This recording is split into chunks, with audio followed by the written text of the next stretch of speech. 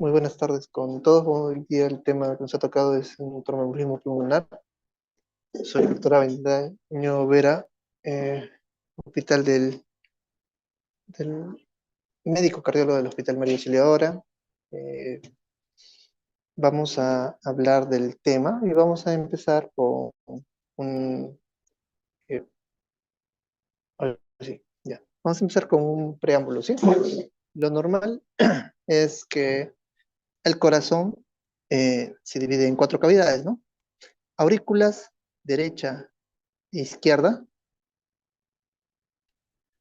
ventrículos derecho e izquierdo. Entonces, hay un corazón derecho y hay un corazón izquierdo. Este corazón derecho va a llegar sangre. Ya saben que todo vaso que llega y lleva sangre al corazón, todo vaso que está llegando al corazón, se llama vena. Y todo vaso que sale del corazón se llama arteria. Entonces, acá están llegando las venas al corazón derecho. ¿Qué venas son? Las cavas. Las cavas. Tanto la cava inferior, que va a venir, va a traer todo lo que corresponde a la parte prácticamente inferior, parte del abdomen, parte del tórax, y la cava superior, que está trayendo de lo que es la cabeza, cuello y parte de los miembros superiores, ¿sí? Entonces, esta sangre que está llegando al corazón derecho eh, va a traer sangre poco oxigenada, ¿ya? ¿Y por qué? ¿De dónde viene esto? Bueno, viene de lo que se ha utilizado en las células, ¿no? En la célula, los vasos a nivel capilar, la célula ha cogido de las arteriolas oxígeno, bueno, obviamente nutrientes, y para nosotros lo que vamos a hablar, va le ha entregado a las vénulas, a través de los capilares, eh, CO2 y desechos. Vamos a enfocarnos solamente en oxígeno y en CO2, ¿ya? Entonces, la célula está recogiendo el oxígeno y le está dando el CO2. ¿Para qué? Bueno, para que esto vaya a través de la circulación, ¿sí? Una circulación mayor, llega al zona del corazón derecho y llega sangre poco oxigenada. Va a pasar a la aurícula derecha, va a irse a la válvula tricúspide, va a irse al ventrículo derecho, y del ventrículo derecho va a pasar por la válvula pulmonar. ¿Hacia dónde? Hacia la vena, porque está saliendo. A la vena pulmonar. ¿Para irse a dónde? A la división de la arteria pulmonar derecha e izquierda. ¿Para qué? Para poder ir a los pulmones a oxigenarse, ¿no? Entonces, a nivel, este es el alveolo y este es el vaso que está llegando, bueno, la sangre que está llegando a través de esa arteria pulmonar, entonces va a dar el CO2 al alveolo, a los pulmones, y a través de va a pasar la barrera alveolo capilar para darle el oxígeno a esta sangre que era poco oxigenada. Una vez que está en los pulmones, se vuelve rica en oxígeno, ¿sí? O más oxigenada. Y esto va a irse al corazón izquierdo. El corazón izquierdo va a ir a la aurícula derecha a través de las venas. Como está llegando sangre, son venas, venas pulmonares. Perdón, izquierda, a la aurícula izquierda. Y de esta aurícula izquierda va a pasar por la válvula mitral, va a irse al ventrículo izquierdo y ese ventrículo izquierdo se va a ir a través de la válvula aórtica hacia la aorta. Como sale, es una arteria, la arteria aorta que va a irse a todos los vasos, perdón, a todas las células. ¿Para qué? Para otra vez eh, entrar en el sistema metabólico de cada célula, ¿no? ¿Y qué va a darle? Va a darle a la célula oxígeno y esta célula va a dar CO2 para repetirse nuevamente el ciclo. Entonces vemos dos cosas. Uno, que hay una circulación mayor o sistémica y una circulación menor o pulmonar. ¿Sí? Dos, que en el lado derecho del corazón maneja sangre poco oxigenada y va a manejar bajas presiones. Acepta altos volúmenes, pero bajas presiones. En el ventrículo izquierdo maneja presiones sobre todo. El lado del corazón izquierdo maneja presiones. ¿Sí? Bueno, ese es el preámbulo que necesitamos saber. Entonces, mi pregunta, chicos, es, ¿esta arteria pulmonar va a irrigar, escuchen bien la palabra, va a irrigar, va a alimentar a los pulmones, sí o no?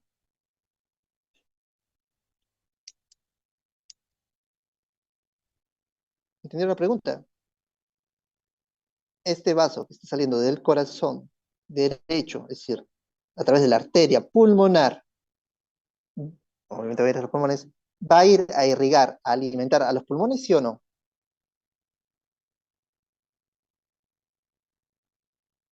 No, doctor.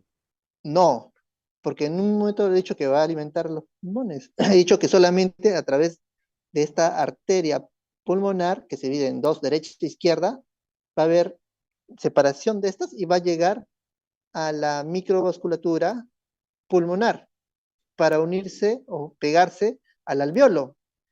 Y acá es donde va a haber intercambio gaseoso, nada más, ¿sí? No hay otra cosa. Entonces, ¿cuáles son los vasos que irrigan al pulmón? Las bronquiales. Muy bien, son las arterias bronquiales. Esos son ramas, por si acaso, de la aorta, ¿ya? Ramas de la aorta. Entonces, es así lo que tienen que ver.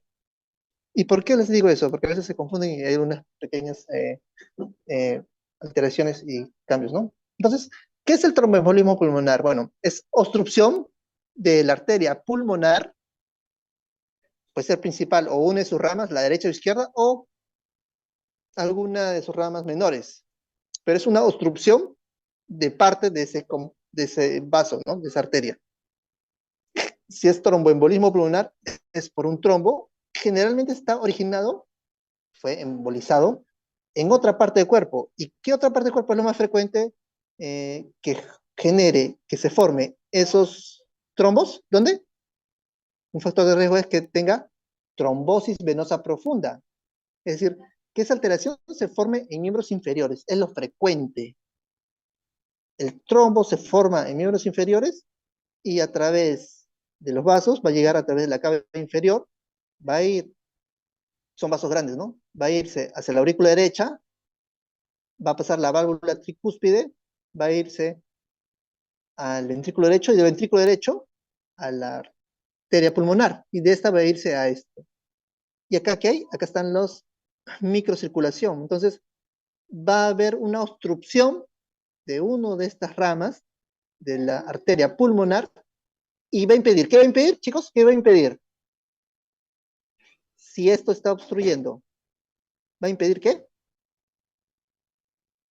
Intercambio Si hay un gaseoso. sí, va a impedir un intercambio de gases. Es decir, a este sangre que debe haber salido después del paso por el alveolo, debe haber salido rica en oxígeno, es como si no llega sangre, ¿no? Esta parte no está diciendo, el alveolo del pulmón está normal, está sano, está con rico en oxígeno, quiere entregarle, pero como hay una obstrucción, no le va a entregar ese oxígeno. Y este queda así. Ok. Entonces, es una obstrucción. Ya hemos visto que esto es frecuente en hombres. Dentro de la epidemiología, lo más frecuente entre hombres y mujeres se presenta en hombres.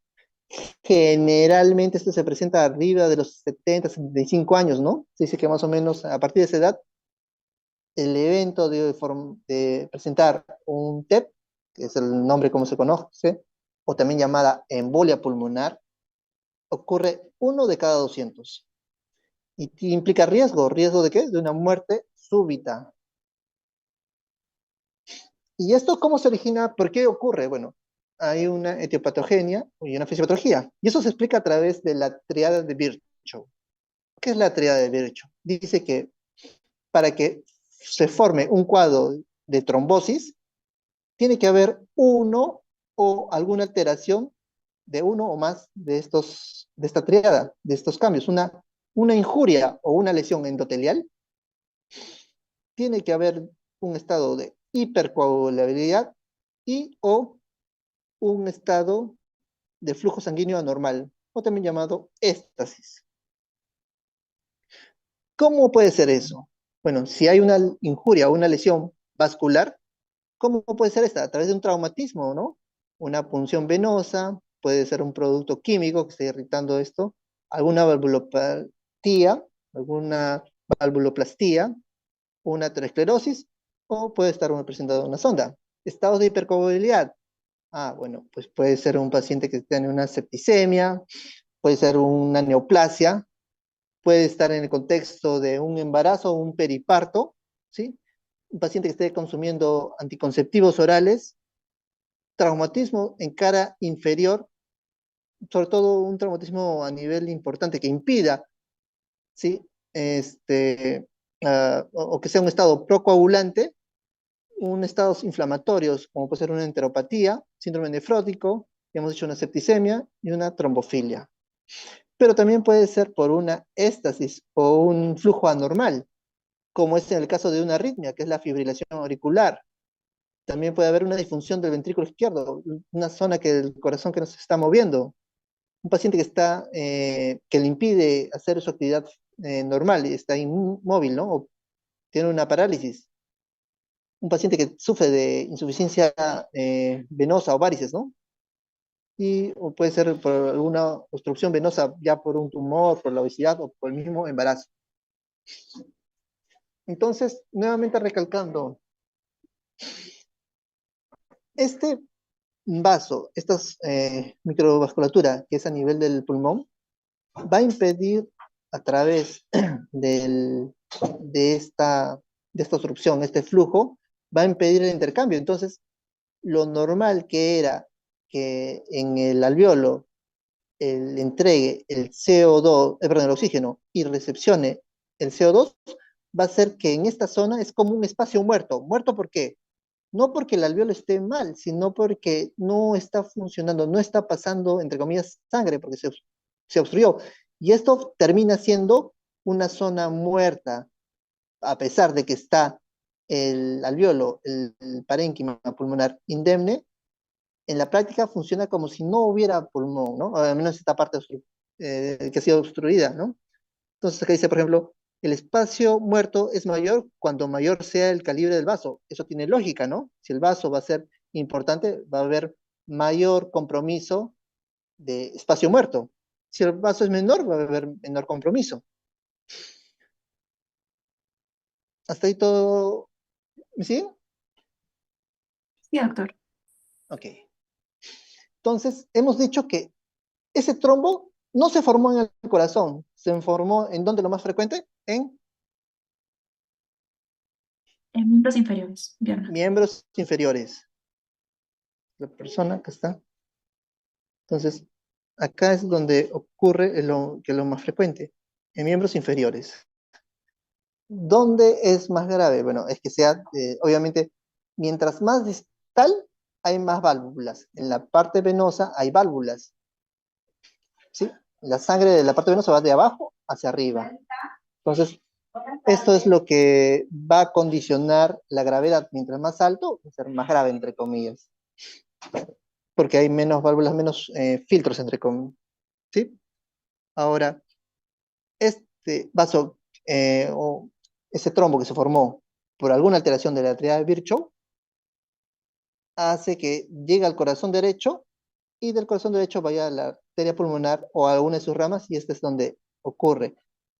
¿Y qué es lo que ocurre? Acá lo mencionaran como una obstrucción y de manera histológica hicieron estudios y vieron que había una, entre comillas, ¿no? A nivel histológico, como si hubiese un infarto pulmonar. Pero hemos dicho que no existe tal infarto porque este vaso no está irrigando a ese pulmón. Pero los cambios que vamos a explicar ahora se ven histológicamente como si fuese un infarto. ¿Sí? Entonces, lo normal en una vasculatura normal es que el flujo pase normal. Si hay una obstrucción de esta, pues va a haber zona muerta, un espacio muerto. Pero a este vaso, hasta antes de la obstrucción, la sangre sigue llegando. Entonces, ¿qué? Hay un aumento de la presión. Y esto va a traer consecuencias, dos consecuencias. Uno, que en esta zona aumenta la presión y que en esta zona no va a ir sangre, pero va a haber otros vasos que sí van a direccionarlo. Entonces, va a haber un mayor flujo en esa zona. Pero esto sigue creciendo, ¿no? Entonces, como esta presión sigue aumentando cada vez más, va a dilatar al otro vaso que entre comillas está funcionando bien. ¿Y cómo ocurre eso? Ah, bueno, ya hemos dicho que se forma el trombo en miembros inferiores, llega al corazón derecho y de ahí se van los pulmones.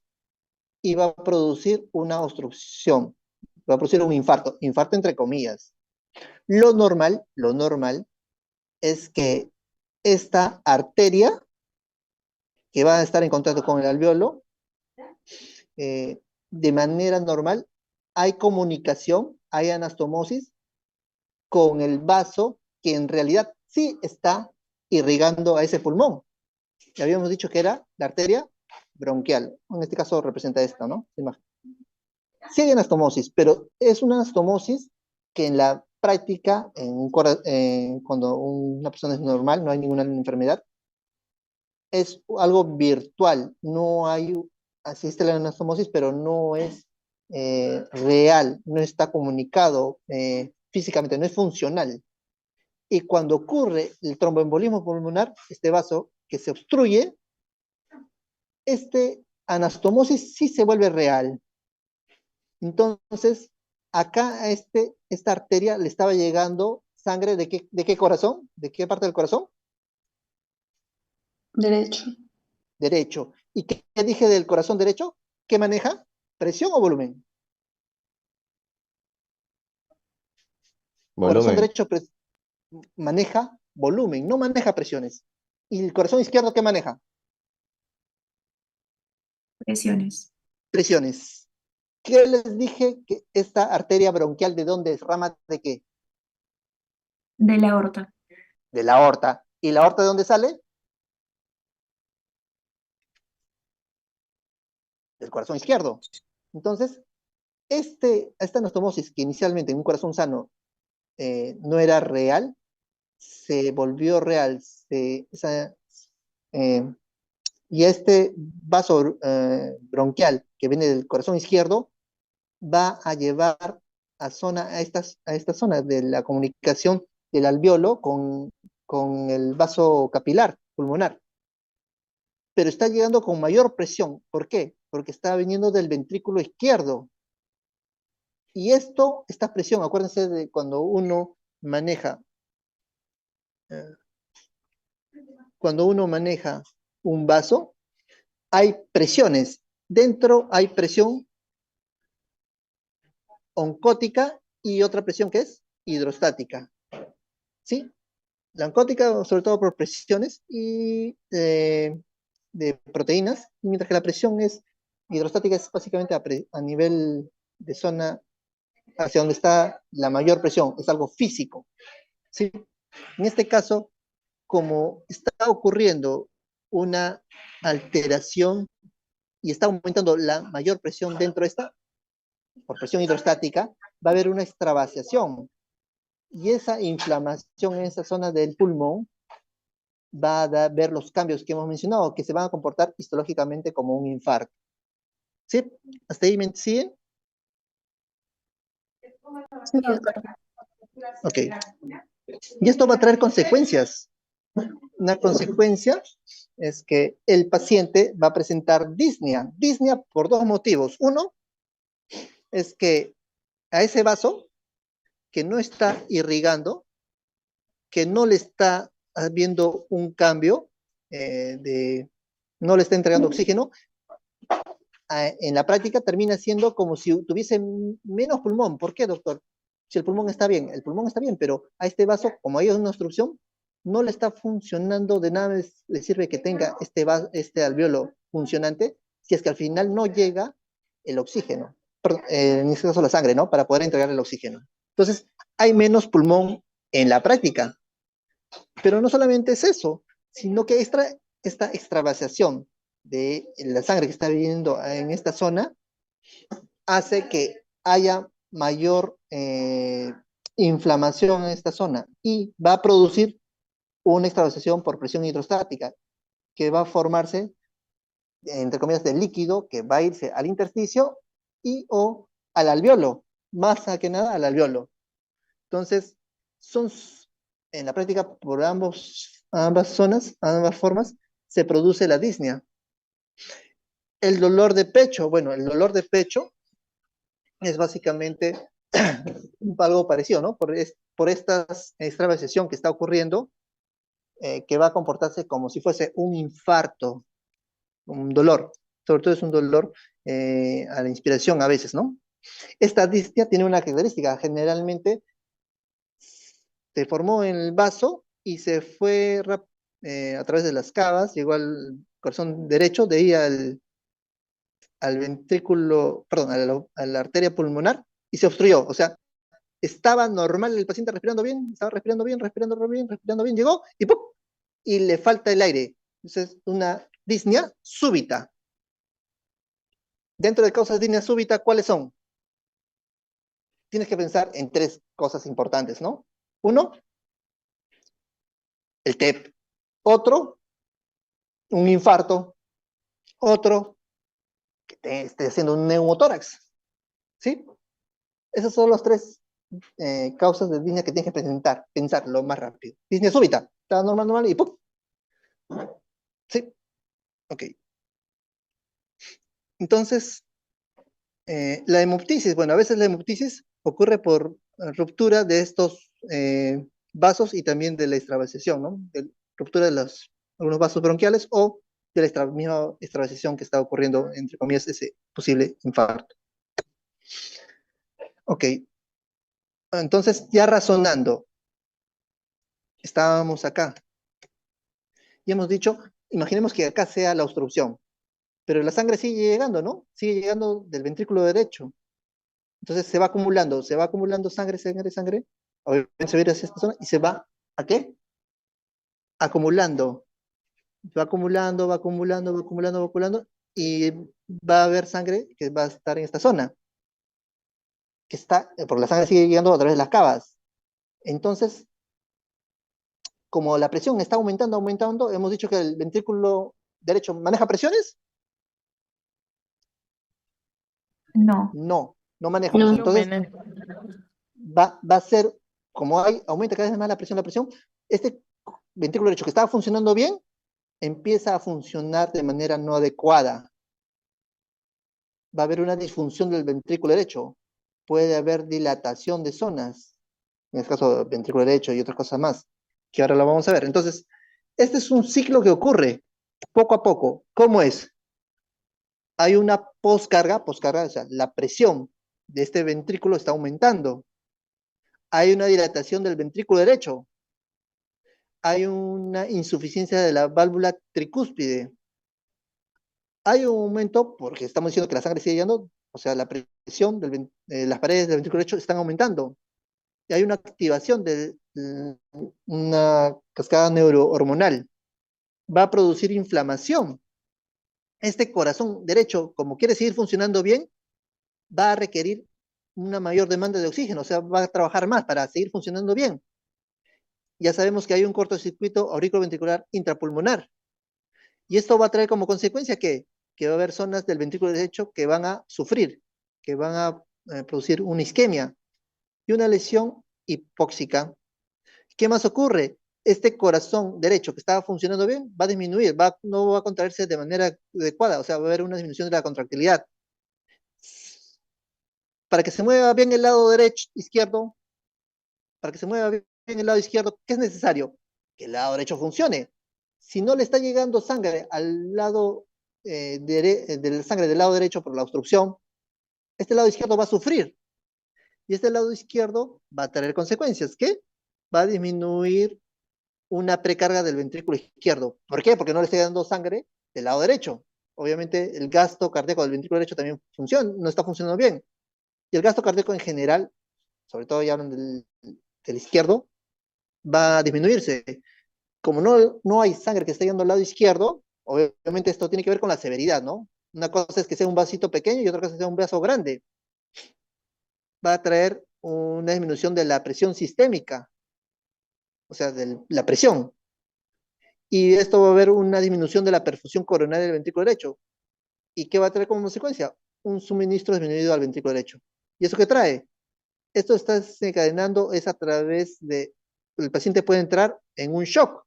Shock porque ya tiene hipotensión. Shock no solamente es hipotensión con zonas de hipoperfusión. Ya vemos zonas que están poco perfundidas.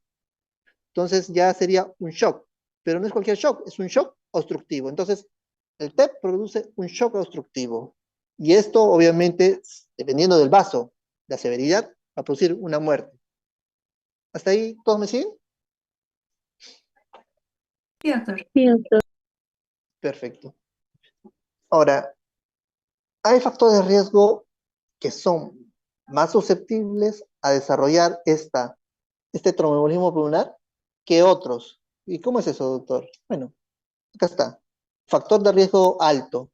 Se han hecho estudios y el factor de riesgo con un OR, un odds ratio alto, ¿de qué? De llevar a un TEP, a una tromboembolia pulmonar.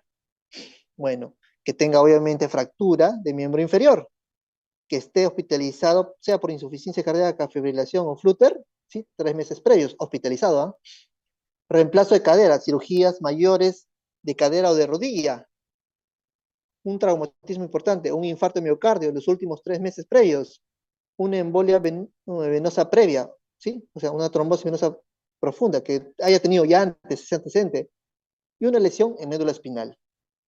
Un factor de riesgo medio o moderado que te lleve a esto, bueno, un otro radio de 2 a 9, los que están viendo acá, entonces una cirugía de rodilla, enfermedades autoinmunes, transfusión de sangre, vías venosas centrales, catéteres o electrodos intravenosos, a un paciente oncológico que está en quimioterapia, una insuficiencia congestiva o respiratoria, puede ser agentes estimuladores de eritropoiesis, un paciente que está con un reemplazo hormonal, ¿sí? Una fertilización in vitro porque le dan también hormonas, anticonceptivos orales, un paciente que está en puerperio, un paciente con una infección, específicamente asociada a una neumonía, tracto urinario o un paciente con VIH, una enfermedad inflamatoria intestinal, cáncer, ¿no? Sobre todo si está en una enfermedad metastásica, o los cánceres más susceptibles de producir un TEP, es el pulmón, el de mama, el de páncreas. Un paciente que ha tenido un evento cerebrovascular, ¿no? Y que le ha llevado a que pueda movilizarse. Una trombosis venosa pero superficial, ¿no? O una trombofilia. Y otro que tenga un factor de riesgo bajo para TEP, o el paciente que está en reposo en cama, paciente diabético, un hipertenso, alguien que no está, tiene una inmovilidad, puede ser un viaje largo, ¿cuánto, no? 10, más de 10, 12 horas sin poder movilizarse, ¿no? Un aumento de la edad, una cirugía laparoscópica, una obesidad, un embarazo y paciente que sufre de varices. Eso es en cuanto a los factores de riesgo de que te dé un TEP. Pero nosotros, alguien que viene con una clínica, va a ser una clínica generalmente puede ir, si el vaso es menor, puede ser asintomático y puede encontrarse, por algún motivo se le hace algún estudio y se puede encontrar que haya hecho un TEP, un TEPcito, entre comillas, ¿no? Pero también puede ser que presente síntomas. Ok, entonces, ¿yo cuándo voy a pensar eso? Primero, vamos a la clínica. El paciente presenta disnea. Entonces, ¿cuál es lo más frecuente? La presentación clínica, obviamente que depende, ¿no? Tiene su truquito. O sea, lo normal es que no haya síntomas. Y si siente síntomas, ¿va a ser cuál? Lo más frecuente, la disnea. También puede haber dolor torácico, puede haber tos, puede haber síncope, ¿no? Eh, puede haber fiebre, hemoptisis, puede haber inestabilidad hemodinámica o signos de trombosis venosa profunda, o sea, de una pierna bien hinchadita, ¿sí? Pero la disnea, que les dije que sobre todo, ¿cómo es la disnea? Es una disnea Súbita. súbita, tiene que pensar con disnea súbita, ok. Entonces, alguien que viene así, tenemos que aplicar un score. Está el score de Ginebra, o en este caso el score de Wells, ¿no? Wells o Ginebra están casi por ahí. Y vamos a lo más frecuente, mire. ¿Qué le está dando bastante peso en la versión original. ¿Quién tiene valores altos en esta zona? De todos estos números, 3. El valor más alto es 5, ¿no? ¿Qué te dice en este caso? Te habla de la frecuencia cardíaca, que tenga más de 95. Entonces, lo más frecuente es que, y que te va a hacer pensar, es que el paciente viene con ¿qué? Con una taquicardia. Es una taquicardia sinusal, ¿sí? Ese es el que te da más valor. Después, ¿cuál es el que viene? El segundo riesgo importante, o valor, ¿no? Eh, para pensar en que el paciente probablemente tenga antera. Esta es una escala para pensar es una escala pre-test, una escala, un paciente que viene con síntomas de disnea súbita, yo le digo, a ver, ¿este paciente tendrá TEP o no tendrá TEP? Para eso aplico el Wells o el Ginebra, o Geneva, ¿sí? Entonces, apréndese lo más importante, que tenga taquicardia, y sobre todo que tenga ya diagnósticos de una trombosis venosa profunda, obviamente de miembros inferiores, ¿sí? O un dolor. Eso es lo más importante. De ahí los otros, bueno, son menos específicos, pero es lo que quiero que se acuerden, ¿sí? Tanto para el Geneva como el Wells, lo primero, una frecuencia cardíaca alta. Obviamente puede tener una frecuencia respiratoria alta, ¿no? ¿Hasta ahí preguntas?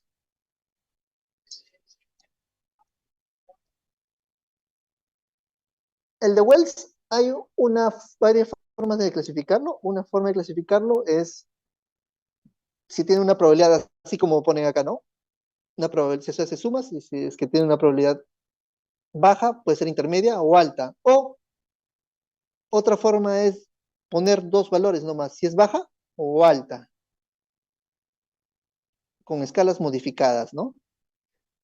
Entonces, basta con que tenga más de 4 en Wells, la modificada, te habla de un alto riesgo. Y si es menos de 4, un bajo riesgo. ¿De qué? De TEP. Esa es probabilidad pretest. ¿Hasta ahí me siguen?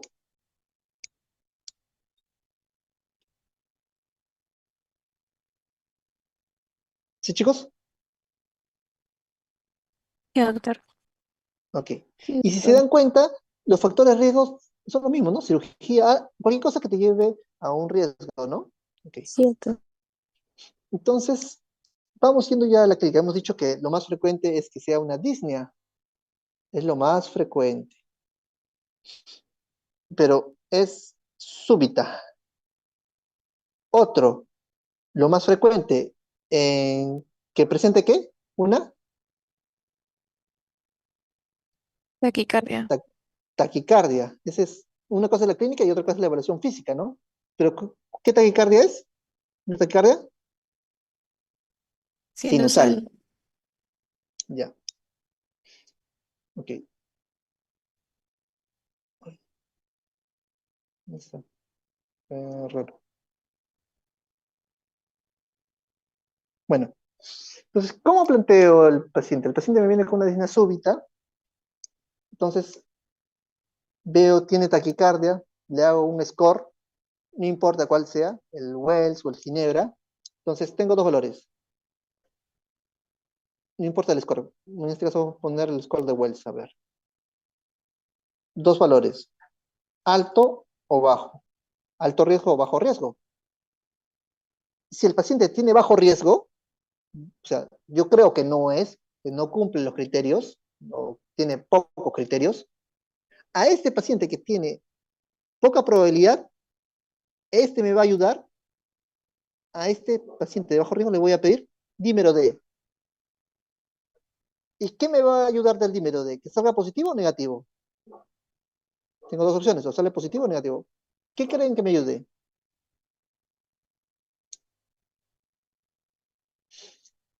¿Qué es el La, dímero D? Es un producto de la degradación de la fibrinólisis.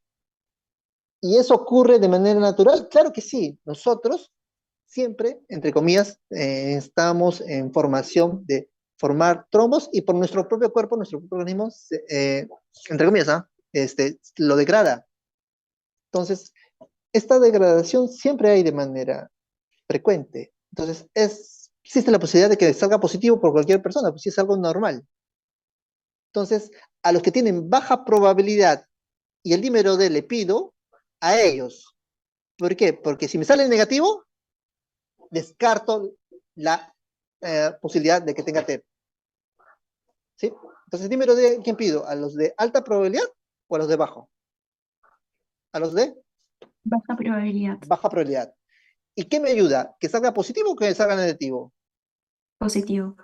No, negativo. Es dicho, me ayuda Ah, no, negativo. a que salga negativo. Porque si sale negativo, digo, no tiene TEP. ¿Hasta ahí me siguen? Sí, doctor. Sí. Ok. Doctor, ¿y si sale positivo? O sea, es baja probabilidad. ¿Y sale positivo? Ah, bueno. Si sale positivo, voy a pedir el, el diagnóstico, el gol estándar, ¿no? El estudio gol estándar, que es una angiotomografía. ¿Sí? Entonces, que salga positivo a los que tienen bajo riesgo, yo no puedo decir tiene TEP, no. Tengo que pedir el gol estándar. Y entonces, razonando, los que tienen alta probabilidad, ¿qué le voy a pedir? Razonando. ¿Les voy a pedir? Dímelo Angiotem. de. No, angiotem, no. ¿Qué significa gol estándar? Significa que con este hago el diagnóstico, que es lo que requiero, es mi patrón de oro, ¿sí? Angio. Entonces, si es alta probabilidad, angiotem. Si es baja probabilidad, le pido, primero, como yo creo que no es, porque es baja probabilidad, pido dímero D. Sale negativo, descarto el TEP, busco otra causa. Si es positivo, pido angiotem, el gol estándar. ¿Hasta ahí me siguen? Sí, doctor. Ok. ¿Qué más puedo pedir? Bueno, puedo pedir gases arteriales, le pido un AGA. Entonces el paciente, en el pH, puedo tener una acidosis, perdón, una alcalemia. Como el paciente tiene una disnea, empieza a hiperventilar. ¿Por qué? Porque no hay una buena oxigenación, hay una hipoxemia. Como el paciente está hiperventilando, el CO2, voy a barrer CO2, o sea, baja el PCO2, me va a producir una alcalosis respiratoria. El bicarbonato puede estar aún dentro de lo normal. El PAFI me va a decir que hay un trastorno de oxigenación. El gradiente alveolo arterial elevado va a estar, me va a decir que hay un problema pulmonar. Puede haber saturación menor de 90%. Todo esto es ¿por qué? Por la obstrucción del vaso arterial. La placa, radiografía, me ayuda para descartar otras causas. Les recuerdo, ¿cuál dije que era el diagnóstico ideal con el cual le digo el diagnóstico? ¿El gol estándar que dije? La Angiotem. Angiotem pulmonar. El dímero D, ¿me hace diagnóstico, sí o no? No, Descarte. No. El dímero D, más bien me descarta. Si es que es bajo probabilidad, me descarta. O sea, necesito que salga negativo. ¿Sí? Negativo debe salir al paciente que le aplico el Wells o el Ginebra, me sale esta pretest baja probabilidad, porque no tiene taquicardia, por ejemplo, le pido dímero D, ¿me sale negativo? Digo, no tiene. Si sale positivo, angiotem. Y si el paciente es altamente probable con estas escalas de que sea un TEP, a este no lo voy a pedir el dímero, porque el dímero no me sirve para nada, me sirve solamente para descartar. A este le pido el angiotem. Los gases arteriales, el AGA, ¿me sirve para hacer diagnóstico? No, solamente me dice para ver cómo está el paciente, pero no me hace hacer diagnóstico. Radiografía. La radiografía, lo normal es que salga una radiografía normal. Lo frecuente en el TEP es que me salga una radiografía normal, es lo más frecuente, lo más frecuente. También le pido para qué, si me sale normal, pues, por ahí puede ser que es una disnea súbita, ¿qué tal si ha hecho un neumotórax? ¿Sí?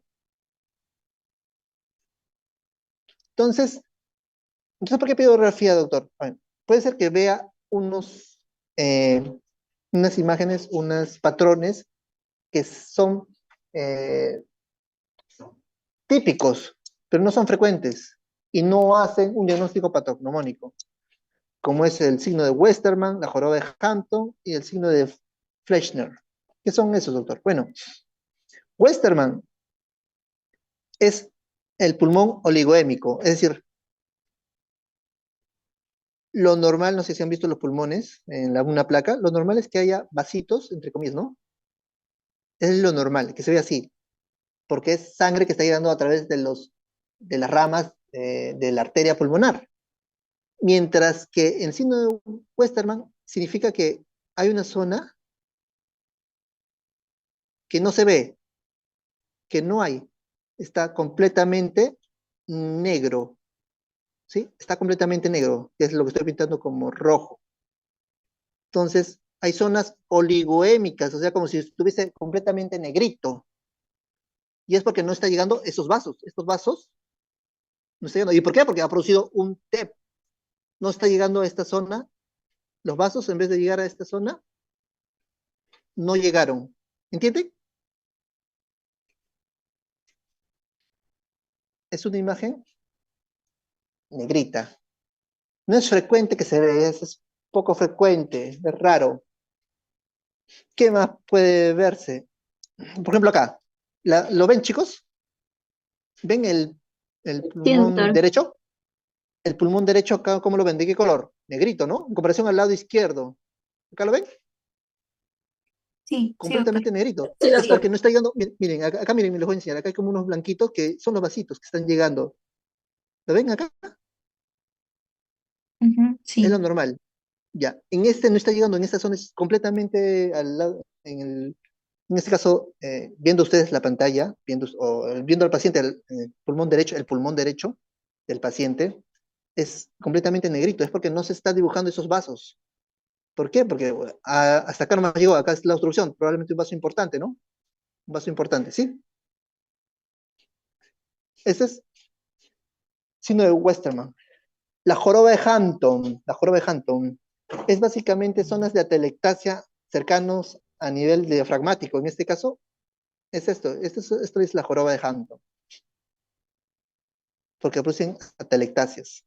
¿Es frecuente eso? No. ¿Es patognomónico? O sea, si yo te encuentro eso, ¿es TEP? No. Ni este tampoco, en el Westermann tampoco, esto hace el diagnóstico de TEP. Pero sí son típicos.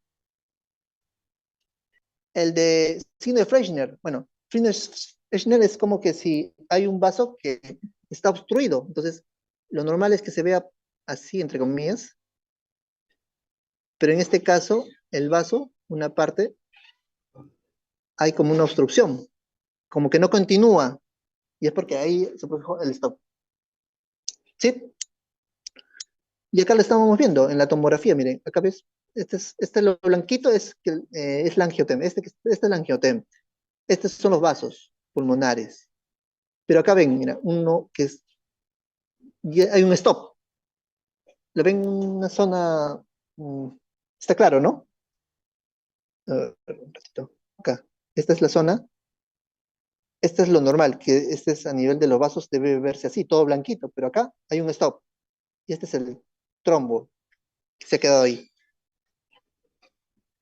Entonces, lo que nosotros vemos es en la placa es esto, como si hubiera un stop de ese vaso. No es frecuente también. En electrocardiograma, entonces, en electrocardiograma, una cosa es que sea lo más típico, común, perdón, lo común o lo más frecuente, otra cosa es lo típico y otra cosa es el patognomónico, ¿ya? Patognomónico significa que si yo tengo eso, tiene la enfermedad. Y acá en TEP, en el electro, no hay patognomónico. En el electro, lo más típico que lo más común que va a ser, que encontremos ¿qué? Lo común, que va a haber una taquicardia Sinusal. Sinusal. Sí. Ahora, lo típico no significa que si tiene esa enfermedad, en este caso TEP. No. Ahora vamos a ver lo típico, ¿ya? Lo típico es algo así como que si lo vemos, pensamos, pero no podemos decir que tiene. Entonces, en el electro, ¿qué vamos a ver? Podemos ver varias cosas, ¿no? Uno es la imagen de bloqueo de rama derecha o un bloqueo de rama derecha. Y este paciente sí tiene eso, un bloqueo de rama derecha. ¿Por qué? Porque tiene la forma en B1 o B2, en B1 o B2, la siguiente, la R, S, R', R, S, R'. Y acá están, ¿no? Lo vemos en B1 y en B2. Puede estar el eje movido hacia el lado derecho. Y este paciente sí tiene el eje en el lado derecho. Está en, a ver, 60 más 90, 150. Este tiene el eje en 150 grados.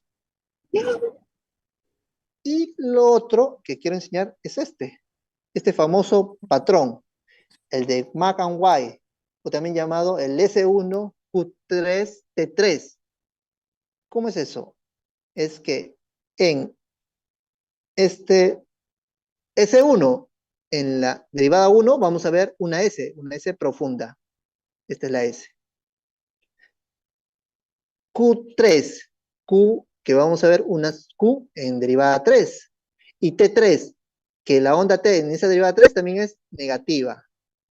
Nuevamente, lo normal es este electro y este es lo anormal del TEP, entre comillas, ¿no? Entonces, ¿qué vamos a ver? Que en derivada 1 vamos a ver, miren, la S. Puede ser que no haya S o, en este caso, hablo de lo normal. Lo normal puede ser que no haya, y no hay, ¿no? En este ejemplo. En cambio, en este hay una S profunda. En derivada 3, que la onda T, miren, es negativa. Esto es lo normal, por si acaso, y este es el TEP.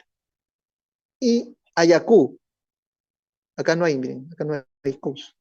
No hay Q. ¿La ven, chicos? Entonces, ese es el patrón típico. S1, Q3, T3.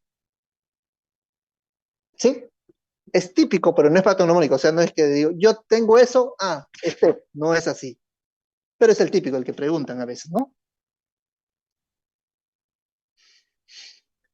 En el anterior electro, ¿tiene el patrón o no? A ver, tiene ustedes mismos, ¿tiene S?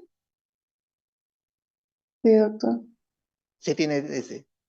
El S1, el Q en 3, ¿tiene o no? No, ¿no? ¿La ven? No tiene. No, no ¿A qué tiene.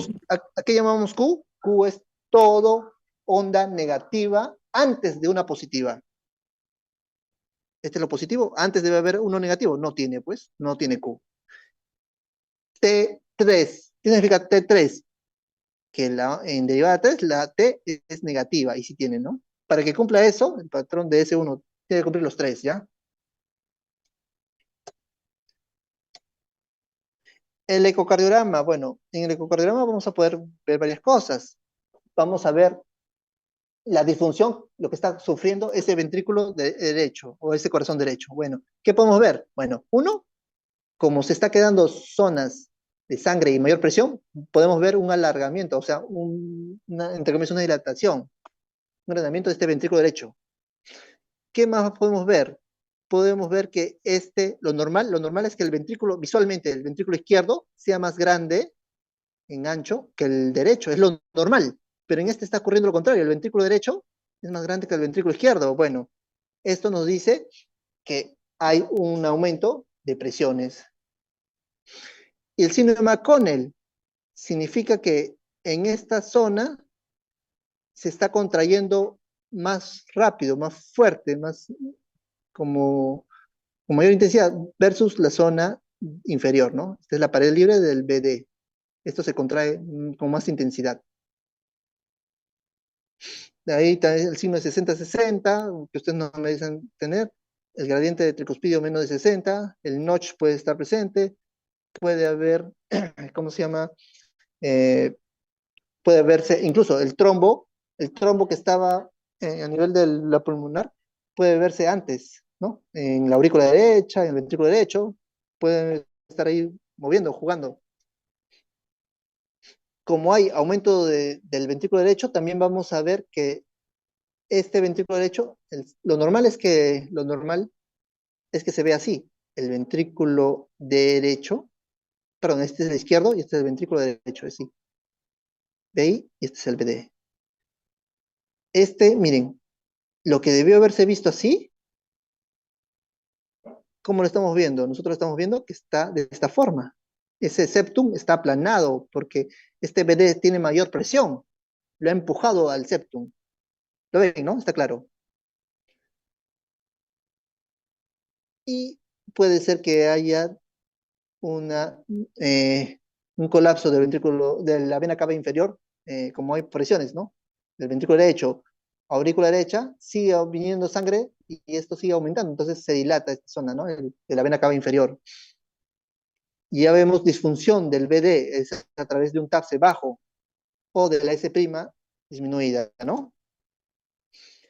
¿Cuál es la imagen o el estudio gold estándar para hacer el diagnóstico de angiotem, perdón, de tromboembolismo pulmonar? Es angiotem. Angiotem. Angiotem. ¿A quién le vamos a pedir angiotem? En los que tienen una alta Alta probabilidad. probabilidad. O los que tienen baja probabilidad, ¿a quiénes les pediría? Siempre y cuando su dímero D sea positivo. siempre, exactamente, mira, a los que tienen alta probabilidad, a todos les pido. A los que tienen baja probabilidad, le voy a pedir, pero siempre y cuando su dímero D haya salido positivo, a ellos les pido. El dímero D no me sirve para hacer diagnóstico, nuevamente repito, sirve para hacer ¿qué? Una exclusión. En los de baja probabilidad, de los que salen negativos, me los excluyo. Me vale más cuando sale negativo en los de baja probabilidad. ¿Está claro eso, no? Acá vemos, esto es lo normal, que debe verse así, todo blanquito, blanquito, blanquito. Pero miren acá. Ahí está el trombo. Ahí está la obstrucción. ¿Hasta ahí me siguen? Bueno, doctor. ¿qué pasa si el paciente es una gestante? Bueno, en este caso, perdón, es un paciente con alergia, como es con contraste, angio. Angio viene de vaso, ¿no? Se echa contraste. Este blanquito es porque se le han hecho contraste para pintar, ¿no? Esas arterias pulmonares. Pero ¿qué tal si el paciente es alérgico al contraste? O puede ser que este paciente, ¿cómo se llama? Tenga una creatinina alta y me impide darle contraste. Bueno, esto podríamos ayudarnos de la gamografía, ¿no? ¿Qué es la gamografía? Es a través eh, se puede decir, de radioisótopos para ver zonas de donde no hay captación de esa perfusión, ¿no? Entonces, acá hay zonas huecas donde nos dicen dónde podría estar esa no captación de la gamografía. Entonces ya deben saber que el gold estándar es el angiotem de tórax. Hoy en día es disponible en todos los centros, obviamente se irradia obviamente ya en comparación a antes se irradia menos. El tema es que necesitas darle contraste.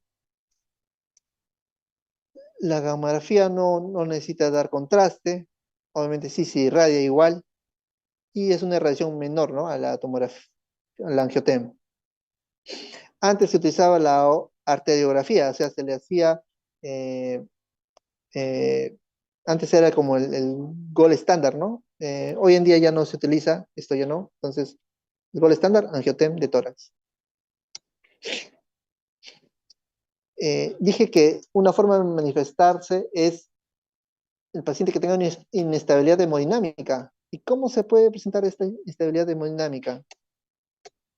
Bueno, les dije que esta inestabilidad hemodinámica puede presentarse, ¿por qué? Bueno, porque el paciente, como hay una distensión del lado derecho, hay una mayor demanda del lado derecho, y al lado izquierdo, no le está llegando sangre. ¿Por qué? Porque hay una obstrucción en el lado derecho de las arterias, pues al final me va a producir una disminución de la presión sistémica, y este paciente me va a producir una inestabilidad hemodinámica y me puede producir como una hipotensión o un shock, ¿sí? Entonces, el paciente puede presentarse como una parada cardíaca, o sea, el paciente está haciendo y hace una parada cardíaca, entonces tienes que reanimarlo, ¿no? O puede ser que haga hipotensión. Hipotensión, ¿cuánto es? Una presión, una PAS menos de 60, ¿sí?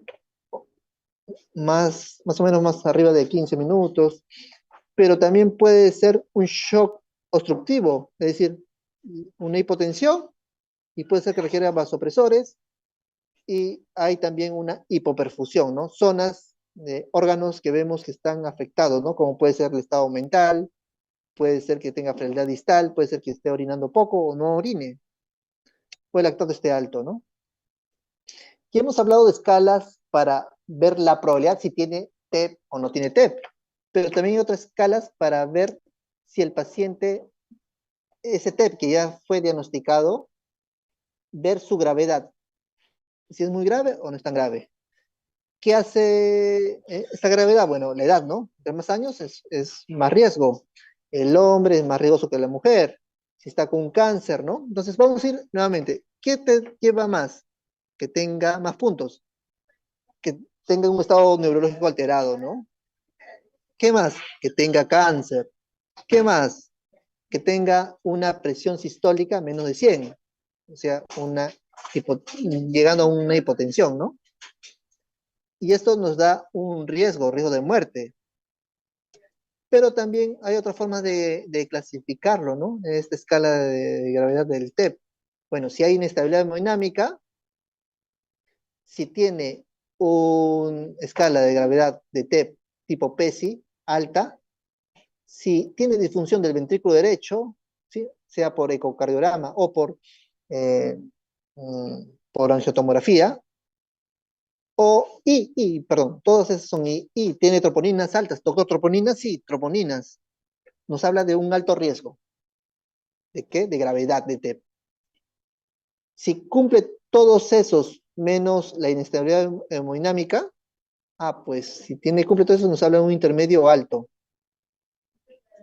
Si cumple, para que sea un intermedio bajo, debe ser un PESI o algún criterio de TEP grave alto, y uno positivo, o sea, de disfunción del BD o troponinas, ¿no?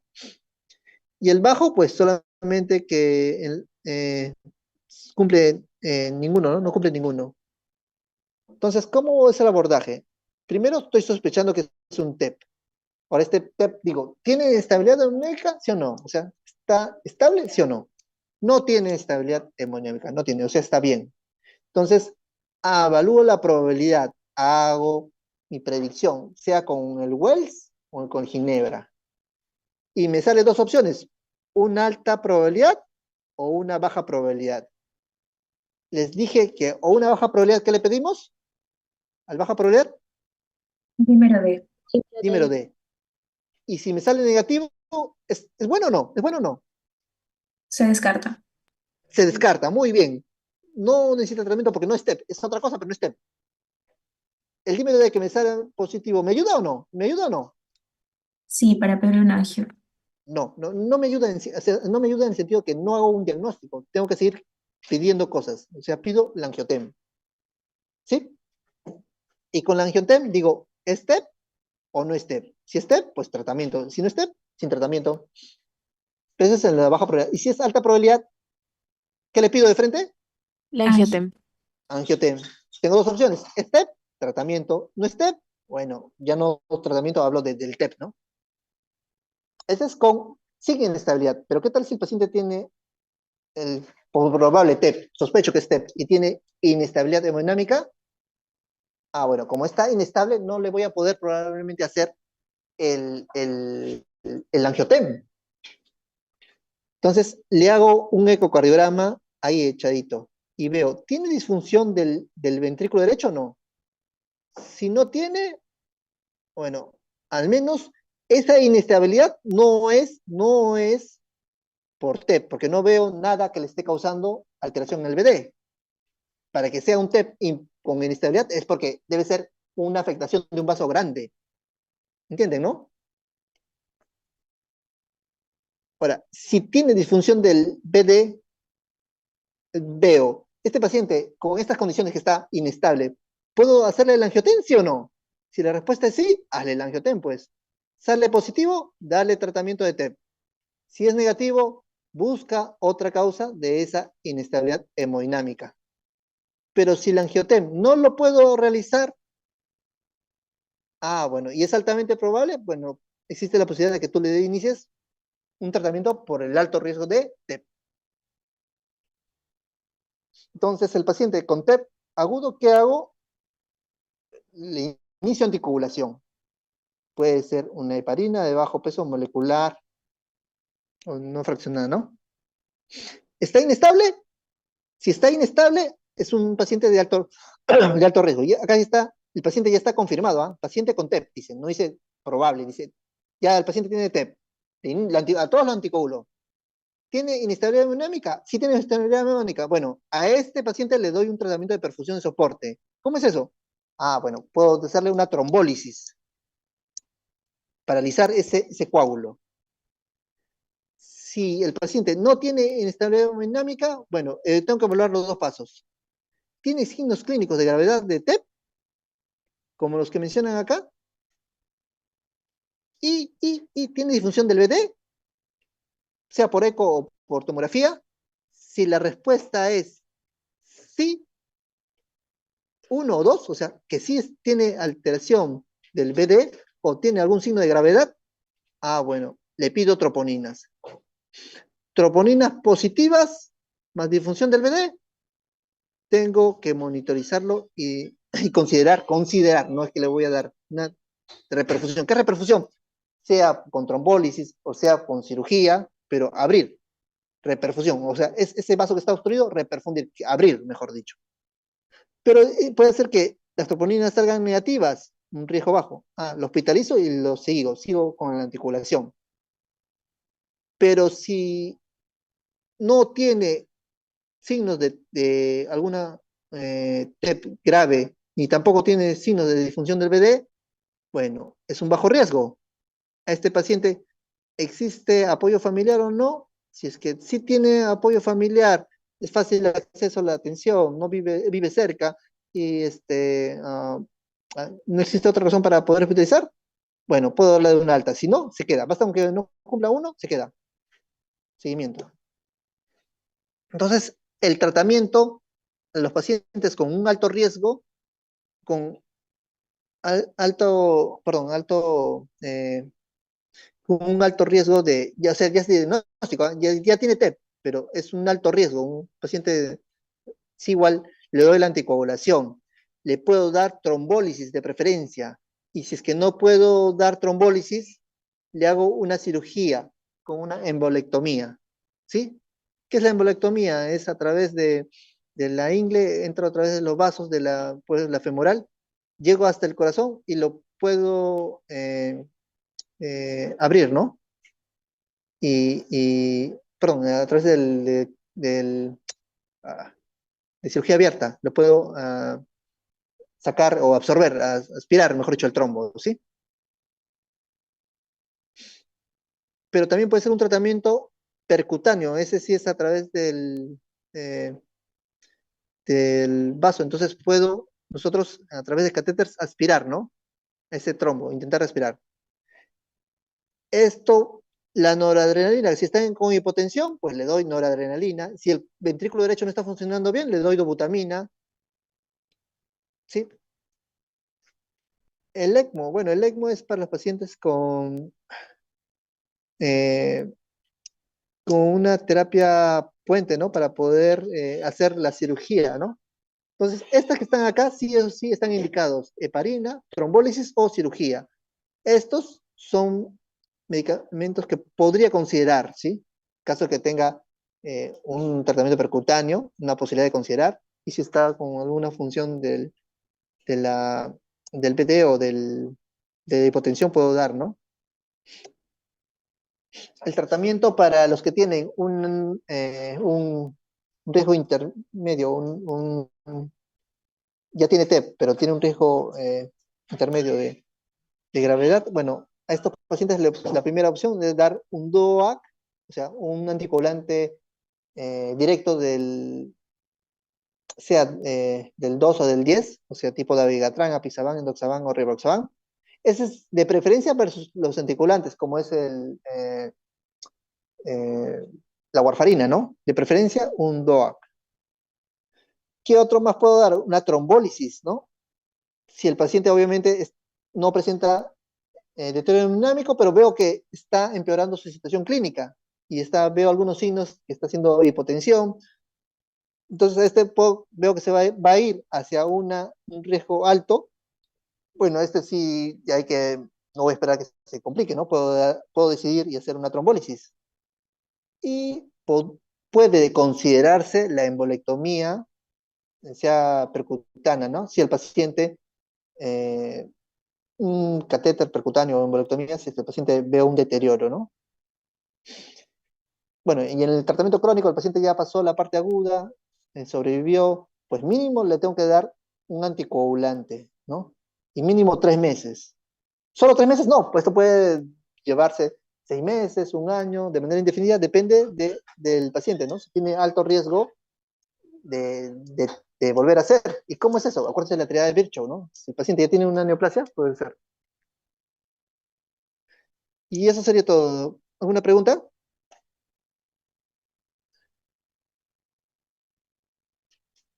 Todo claro, doctor.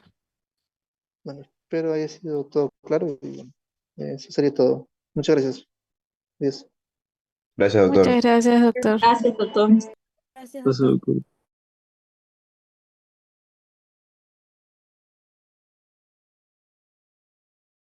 Doctor,